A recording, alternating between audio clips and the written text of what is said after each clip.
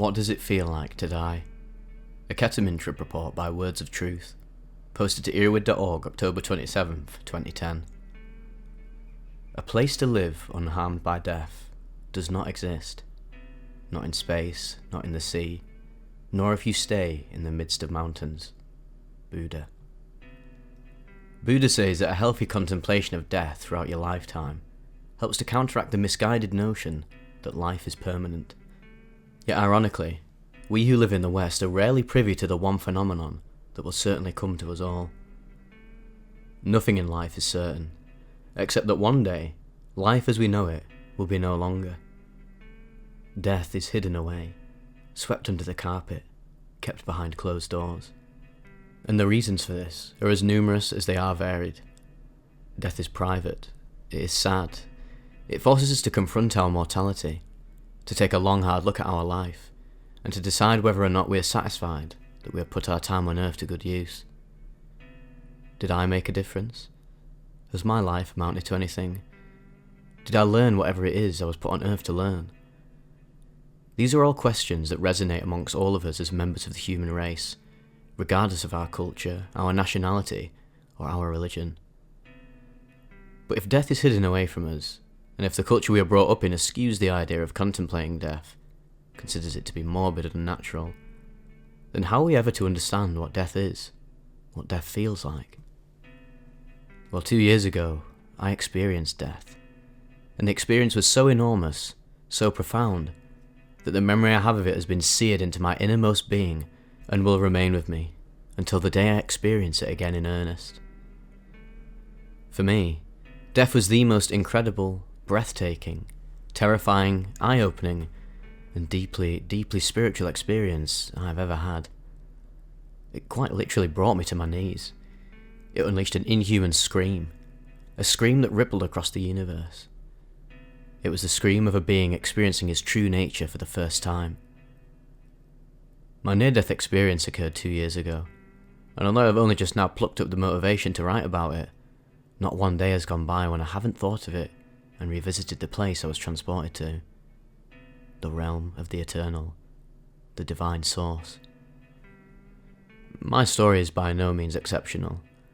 There were no apparitions of the Virgin Mary, no tunnel of light, no life review. For me, death was quite simply an unveiling of reality, samsara, and a complete and utter shattering of my ego or self. I've told the story of what happened to me to many people, but this is the first time I've ever tried to put this ineffable experience into some kind of narrative.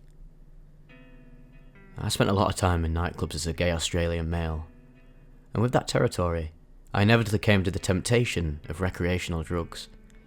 A temptation I'm not exactly thrilled to admit that I gave into. I was never a big drug user, to be fair, but over the course of approximately 10 years, I did experiment quite heavily with drugs. And to make matters worse, I'm very much an all-or-nothing type of person, so when I did venture down that path, it wasn't just a little way, it was as far as I could push myself. The week before my 27th birthday, I went out with my boyfriend at the time to the same nightclub I'd been going to for the last 10 years. And like many a night, we decided to drop ecstasy. Nothing exciting. It wasn't very good, and I remember being a little dismayed that I hadn't had the euphoric night I'd been craving. It was then I decided to go in search of some ketamine. Ketamine was not a drug I knew an awful lot about. I'd tried it a few times in small doses and had quite had good experiences on it. Had I known then what I know now about what larger quantities of the drug are capable of doing, I think I would have run 10 miles in the opposite direction before putting the chemical up my nose. Needless to say, I was handed some very strong ket and warned to only take a small amount. Advice I ignored. I snorted a very, very large line of very pure ketamine, with the ensuing result being the story I'm now about to tell, and the catalyst for my creating this entire blog. The ensuing result was that I experienced death. No ifs, no buts, no maybes about it. I will borrow the following text detailing what a schizophrenic break feels like, a scientific explanation for what occurs when the ego collapses. To produce a schizophrenic break, you need to collapse the ego, preferably as rapidly as possible. There are different ways of defining the ego, but I define them thusly. The ego is a structure of the personality that is made up of what we believe to be true about ourselves, others, the world around us, as well as our place in it. We form these beliefs as based on our relationships, as well as our experiences, the roles we play, and the activities we engage in. All of these combined create our ego, which is, for most of us, our sense of who we are. Please note that I have rewritten the following account, incorporating some extracts from the Spiritual Emergency blog, which I think puts my experience into words better than I could have myself. The overall experience is described as falling into a kind of abyss of isolation. This comes about because there is no such discrepancy between the subjective inner world that one has been swept into and the mundane, everyday world outside. It's like falling into a death. Not only a death state, but also a death space. The afterlife, the realm of the ancestors, the land of the dead, the spirit world. The common experience here is for the person to look about, and that half the people around him are dead too. While in this condition, it's very hard for one to tell if one is really alive or not. For me, it was as though I'd somehow managed to tear through the fabric of reality and to step behind the scenes of the world. Everything moved in slow motion in an endless cycle. I remember being overwhelmed at the very first sight of seeing the universe endlessly revolving in upon itself, as it had done for eons, and as it would continue to do for eternity. The universe is cyclical, a perfect circle. It had no beginning, and it'll have no end. Right away at the beginning, the death experience is accompanied by the feeling that you've gone back to the beginning of time. This involves a regression, a return to the state of infancy in one's personal life history. But hand in hand with this is the feeling of slipping back into the world of the primordial parents, into a Garden of Eden of sorts. For example, it's a very common experience to feel one is the child of Adam and Eve, say, at the beginning of time. This is very symbolic, obviously. It's pretty much a representation of the psyche at the start of one's individual career after birth. I remember distinctly having memories of Adam and Eve and the other narratives I've read about in the Bible. Words and phrases would rise in my mind, as though the entire experience was being narrated to me by some divine voice. Or perhaps it was just my own voice. The voice of the eternal I, that had always been there underneath the self, but had been drowned out by the incessant chatter of the mind. The phrase, "that's life," passed through my mind again and again, as though I was realising for the first time what life actually was. I remember seeing language as an entity unto itself, seeing the spirit of language. It is alive, and it sustains this life as we transmit it from generation to generation. I remember seeing all the meaning bundled up in a word like love, and feeling it with the same intensity, as if for that split second the voices of every single human being who had ever uttered it were coursing through my mind. I remember the phrase, "the game of life," passing through my stream of consciousness, and laughing as I saw for the first time the mechanics of this game unfolding before my eyes. I remember repeating a word over and over in my head, but it was not an English word, and to this day I don't know how to write it or what language it even is. I do, however, know what the word means. The word being spoken to me from the innermost depths of my soul was my name. Not the name I've been given in this lifetime, but my eternal name. The name I remembered at the point of all my previous deaths, and the name I will continue to remember for as many lives as I am forced to wander through samsaric existence. I saw all the people in my life as though they were characters in my story. Some of them good, some of them malevolent, but all of them were there for a purpose, to teach me something about myself, to allow me to grow as a spirit. It was as though we were all intertwined in a great eternal narrative, and that each of us in our various lives play a role in order for us to grow. Suddenly, it was as though everybody in the room turned to face me, and I felt all of the cells in my body tremble. The thought passed through my consciousness. I'm about to die. I know what's going to happen now. This moment is about to be the moment of my very death. I felt all the people in the room turn in slow motion to look at me, as though something profound was about to happen. Again, there was a primordial word for it that I heard from someone in the room. He's about to go through his... Then the primordial word for death was uttered. Suddenly, it was as though all the cells in my body turned to water, and I quite literally felt myself collapse into the ground, back into the very universe from which I first sprung. I let out a cry, an inhuman scream from the very depths of my soul. It is a sound I never realised I could make. A sound that my friends told me later literally stopped every person in the club in their tracks and caused them to look over to where I'd collapsed. As I collapsed into the ground, I was screaming at the top of my lungs a word for my name, as though this unearthly scream of my primordial name could somehow force me to remember who I was and where I had come from. My friends picked me up, and it was as though somehow all the cells in my body reformed, and I began to come out the other side. It was as though for one brief instant, instead of cycling in upon itself, the universe passed one cycle through my body. As I got up, I could see my two close friends comforting me. "See, you're gonna be okay, it's alright. You're gonna be okay because death is not the end. It's just the end of one cycle and the beginning of another." All kinds of imagery comes tumbling across the field of awareness. It's like the mythological image in a perfect stained glass window being smashed, and all the bits and pieces being scattered. The effect is very colourful, but it's very hard to discern how the pieces belong to each other. Any attempt to make sense of it is an exercise in abstraction from the actual experience. The important thing here is to find a process running through it all. I'm writing this because I'm sure if you are reading this, you have perhaps gone through a profound spiritual transformation yourself, or are looking at taking ketamine to do so. A word of warning, however. Whilst I don't regret what happened to me, I've spent the last 6 months on antidepressants to control the anxiety that developed. I've begun seeing a therapist to help me through this spiritual emergence, and I've now become a practicing Buddhist. I was an atheist before, so as you can imagine, that's a pretty big spiritual jump to make. I'm happy to talk with people who have been through a similar experience. Good old ketamine, my friend, my enemy, my guiding moonlight.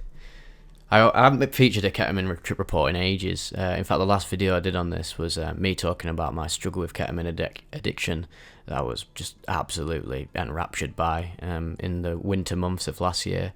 And I'd like to confirm that my life is doing much better now. Yep, I slip up every now and then, but there's nowhere near the extent of the addiction that I had back then. I completely control the cravings now. It's really not got a hold over my life anymore, and I'm in a much better place. Personally, spiritually, things are going great for me right now. There's a lot of the reason I was using ketamine was because, again, like I say, went through a very, very painful breakup. I was also going through some major mental health issues last year, just major anxiety about just life in general, which was at odds with my satisfaction and deep appreciation of the beauty of life and the meaning of it all. To realize love, realize God, realize whatever your place in the universe as this beautiful conscious agent, and my sort of ego mind was at odds with it, as it always is. The ego just wants to tether you to this reality and keep you in homeostasis. It doesn't really want you to grow, because growth requires chipping away at the ego. So it was at odds with myself, and the ketamine really just was like a pillow to put my head on, because it really just took me out of my logical mind. And like here, I'd say the most similar religious aspect to a ketamine experience is this idea of the Buddhist idea of no self. It's sort of like the inverse, in a way. Like ketamine is dissociative, but it has a lot of psychedelic properties, but it's also sort of the inverse of psychedelics, like, at least for me, where I've had sort of like ego deaths from, say, LSD or mushrooms. I've experienced like the everythingness of reality. But for me personally, I've had like ego death experiences on ketamine where I've literally just like completely like melted away. It's been like experiencing the eternal nothingness of reality. So it's sort of like that yin and yang aspect to those experiences, and they both have lessons to be learned deeply from each other. Personally, I think you can go a lot deeper with classical psychedelics, but there's unique lessons in, say, dissociatives like K that can't be gained from other psychedelics, really. This is extremely fascinating, extremely mystical K experience right here. last place you want to be happening in is a club, though. At least if you're in the comfort of your own home or your mate's house or wherever, even in nature. At least you don't have to worry about all this like super external stimuli bogging you down. Like, it would freak you out, all these people turning around and looking at you. And when you're in that sort of state, you just think like, oh my god, everyone's looking at me because I'm literally the focal point of the universe, when sort of in the, which I guess in a sense it's sort of true, isn't it? Like, if you believe in just the one consciousness, you are the focal point, everyone's a focal point. It's sort of paradoxical. I am you, you are me, etc., etc. But in this sort of human sober reality, what's actually going on is you're literally just like speaking in tongues and screaming out, and that's why everyone's actually looking at you. I know I've had that experience before where sort of very, very similar to this, where I just had like an ego dissolution, no self experience on K, and I was literally just like dead. Like, it was just like it was like pure void almost. There was no sense of a body. Even having a consciousness felt unreal. It was just like nothingness, but it was so peaceful. But in my actual human state, my mate took a video of me and I'm just like literally rolling around on the floor like blah blah blah blah blah, talking pure tongues, fucking summoning Cthulhu with my mind, mate, doing some seriously batshit stuff. But in that moment, for me, my perception of it was just complete and utter no self, nothingness, and just feelings of transcendence, and seeing that, oh wow, it almost felt like one of the experiences I've had on K. It's so different, it can be so varied. It's not just you can't just narrow it down to like, oh, the no self experience, because everyone has a very, very different experiences from it. Some people just have a bit of kind of just get a bit wobbly, me mate, but some other people have like seriously super profound experiences, and I know I have as well. Completely just feeling like I've broken out of the matrix, and I was like points where I was sort of conscious that reality had completely 100% stopped. Like, time for me has 100% stopped. There was absolute one time I was literally in bed and there was absolutely no perception of time. I'd gone straight through. It wasn't even like a K-hole, sort of like blackness, nothingness, falling into like the abyss. It was like it was like basically I'd broken out of the Truman Show and realised, oh my god, the whole world has been a stage for me, and like reality is just this grand narrative that I've now become meta aware of. And it was like basically the curtains had unfolded and I'd seen this behind the scenes. And I just was like, wow, this is literally the end of my life. And it can be a very confusing experience because what Ket's doing is like, it's completely sort of like turning your brain off in a sense. So it's turning off, say, like, memory, it's turning off your speech, because obviously you struggle to speak, struggle to memorize things, and struggle to move. So it's literally turning your body and mind off. And when you've still got your consciousness and your experience is complete like lack of groundedness in reality, but you're still conscious of it, it can feel like you have completely broken the video game of life, like you've glitched the game out, fucking like Red Ring of Death, your Xbox mind. Absolutely crazy. It's just genuinely one of the most utterly profound experiences, but can be quite traumatic. Like, for this person, obviously I would say that, say this person posted in 2010, I bet this person, after all this experience of all the integration, has had some major steps towards integrating like deeper aspects of love into their life.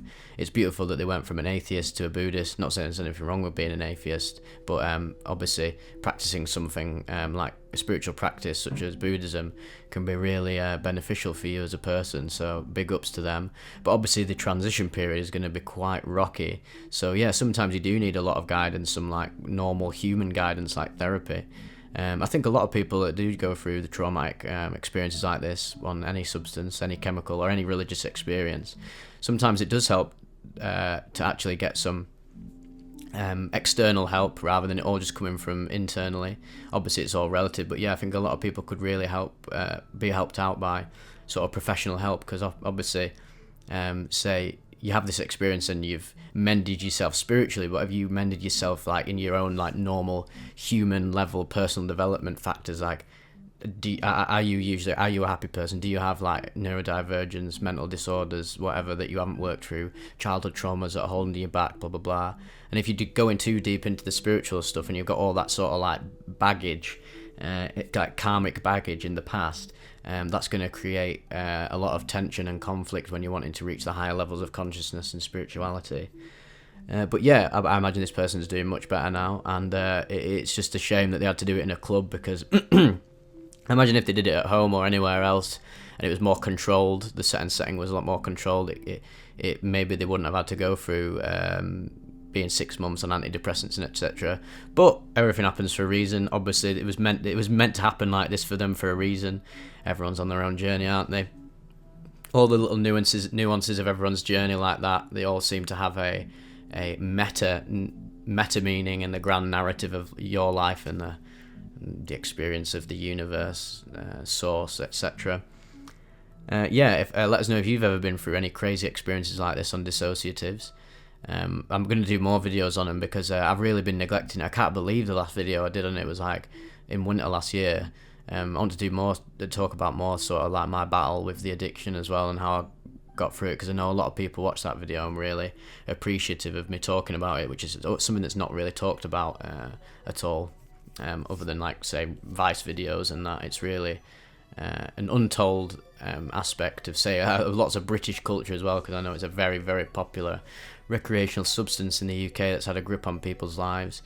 It's a very beautiful, very profound substance, but it should be treated with care, and it can be very psychologically addicting. Quite not exactly physically addicting. Like, fuck me, if it was physically addicting as well, you'd be absolutely snookered. But psychologically, it can get a real grip on you, because it really does just make you so content with everything going on in your life. You're so peaceful, and the immersion enhancement is just insane. But the problem is that you keep doing it, and then you're just not happy with your sober state. You're not happy with your sober life, which is a real problem, because for the most part throughout your life you are going to be in the sober human mindset, which you've got to be content with that, and you've got to be happy with it, or else you'll just constantly keep seeking altered states, and that's really not great when it comes to going down this spiritual path or the path of experiencing altered consciousness. You've got to appreciate it for what it is, and not just like feed off it and leech off it all the time, because at the end of the day you will always come back to being human, no matter how much your baseline state of consciousness increases from all these experiences and spiritual practices. You will always be that sober human at the end of the day for the most of your life, so you've got to be happy with it and realize that there's so much more that you can do with that state. And hope you guys enjoyed this one, and I'll do another one very soon, because obviously it's extremely fascinating and ties in so much with all the other psychedelic reports, and it has its own unique flavor to it. So see you later.